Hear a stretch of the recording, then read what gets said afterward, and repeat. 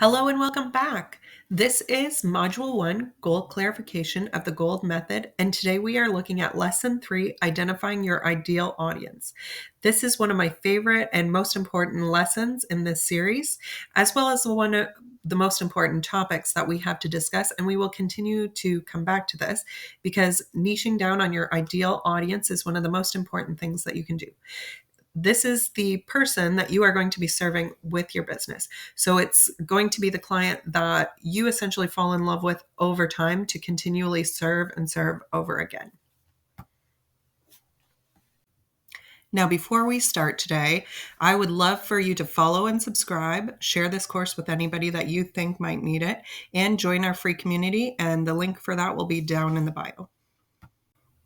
Now, before we dive into this today, I just want to draw your attention. This video is a crucial video in your journey, so make sure you're tuned in and ready to go. Grab a notebook, a pencil, a paper, so that you can take notes as we go along. Also, you can speed this up to save yourself some time. You can put this on 2x speed and zoom through our course a little faster. So here's a quick look at what's in store for today. Today, we are researching your audience's demographics. We're understanding their pain points and struggles, identifying what drives them and motivates your audience, creating a detailed persona that includes hobbies and everything that they are interested in, analyzing where your audience spends their time online, and tailoring your outreach strategies. So let's get started. So the first thing that we're going to do is create an avatar profile. So grab a pencil and a piece of paper. The first thing that we're going to do is research our audience's demographics, their age, education level, career stage, lifestyle preferences to ensure relevance.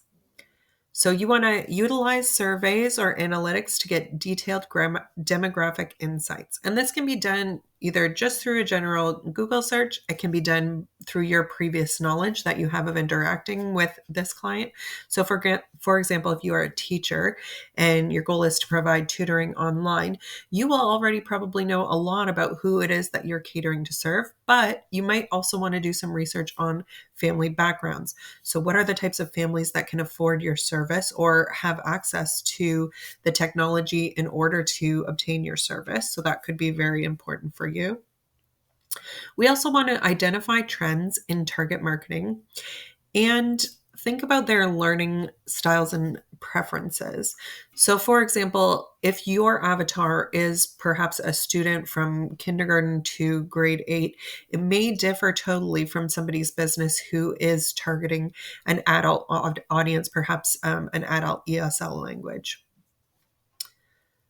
Discuss how age or education level impacts the complexity of your lessons.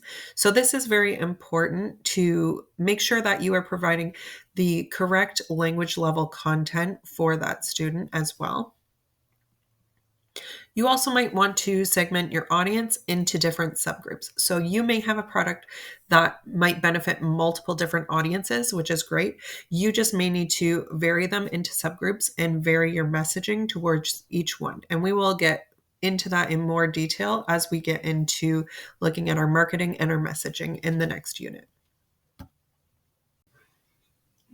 So when we go back to our example and we look at the example Miss Rivera that we used in our previous lesson, we can look at her demographics that would be great for her tutoring business.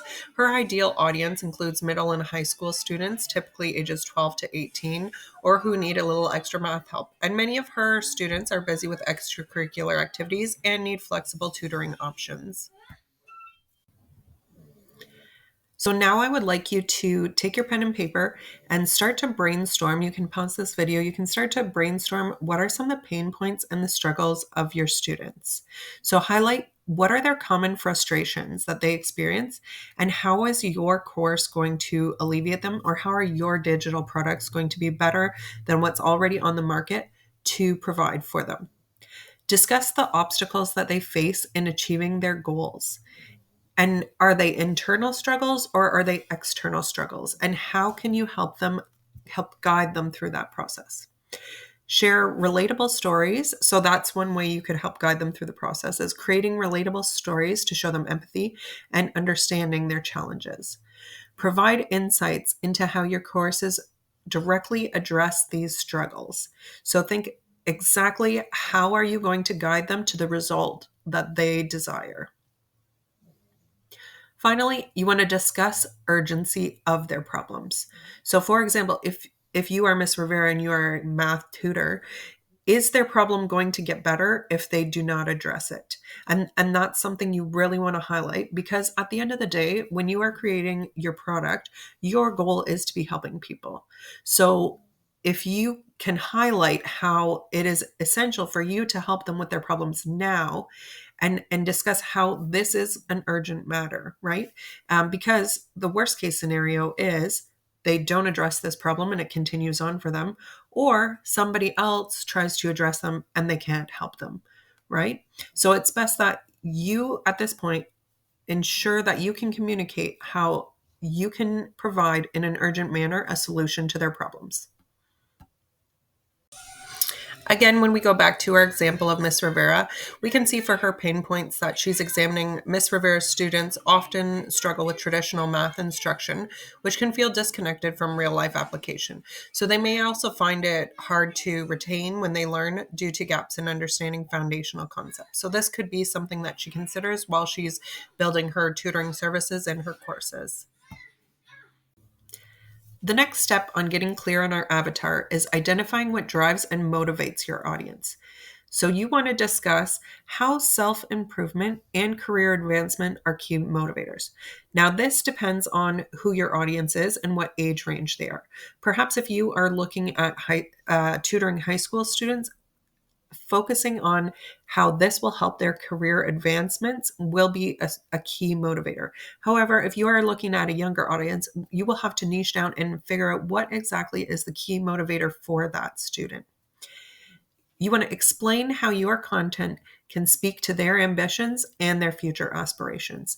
And this can come down to explaining to the parents how this extra tutoring will help your child further on down the line. You also want to highlight emotional drivers like the desire to provide for a family or gain recognition. If you are working with older students or older clients, perhaps you're working with adult clients who are learning English as a second language, or perhaps you have a different business where you're adding educational product. These are key motivators to think about. Show how your course can reduce stress and simplify tasks. And you want to address how achieving their goal will transform their lives for the better. Knowing what drives and motivates your audience is essential. These students and often their parents are motivated by a desire to improve grades, reduce academic stress, and feel more confident. Parents want reliable, accessible support for their child's success. Next, we are going to take a look at creating a detailed persona that includes hobbies. So, when we take a look at our avatar, we want to look at all of the different motivations of our avatar. So we will start with illustrating the personas with names, backgrounds, and learning preferences. So if you have multiple different avatars, you might want to create a name for your avatar and start to write out or discuss on a piece of paper what are the different profiles that this avatar might have. So for example, if you're a teacher and you're thinking about different profiles of students, we often do this in our classroom anyways, but creating a student-based profile of what might be the hobbies of the student, what are the motivators that keep them engaged, right?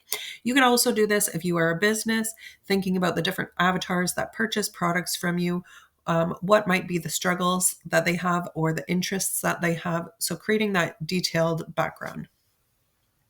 Discuss what media they trust. So is your student or your client old enough to consume media? What media platforms are they on? Explain how understanding their hobbies can make content more engaging. So, for example, if you are looking for a tutoring or to create a tutoring service, it is key to know what the hobbies are so that you can integrate them into your lessons. But this also might be of benefit if you're a business that's creating a digital product, because their hobbies will link into the service or the product that you are selling. Now you want to identify pain points related to their preferred content types. So, do they have a problem consuming your information a certain way? Discuss adapting content delivery based on preferred learning styles. So, this is also very important. Um, does your client like to consume videos? Do they prefer reading? Do they prefer listening to the material? What is the best way that they can consume this content? So if we go back to our example of Miss Rivera, she has created a detailed student persona, Jasmine, a 15-year-old who excels in other subjects but feels anxious about math. Jasmine's parents want her to feel less overwhelmed and more confident in her math skills. This is a final crucial step of creating your avatar profile. You want to analyze where your audience spends time online and tailor your outreach strategies. So, think about in your profile, discuss the platforms that your audience uses most, like LinkedIn or YouTube. Or do they use Instagram or TikTok? So make note of that. Highlight strategies for engagement, like educational webinars, Q&A sessions, or providing free content. Analyze content formats that perform best on each platform. So, do you want to provide long-term or long-form content? Are you providing short clips? Are you providing documents that they can engage with? Is there a downloadable resource? What is it that you're providing to your client? And discuss how creating a consistent brand voice across these platforms is beneficial to your avatar. Identify opportunities for partnerships with influencers or other related businesses. So take time now to do quick research on different social media platforms and see if you can find somebody that's already doing what you want to do, who already has an audience, and is there anybody's audience that you would pair well with or could build off of as well. And finally, when we go back to our example, Miss Rivera is looking at online presence, and she knows that her audience frequently uses Instagram, YouTube, and TikTok. So she plans to post short, helpful math tips and problem solving videos on these platforms to build her brand. And finally, we have some more homework. So I want you to head on over to our goal clarification workbook, head on down to section 3 and complete your homework. You can find this in the link to our free community, which will be listed below this video. See you in our next lesson.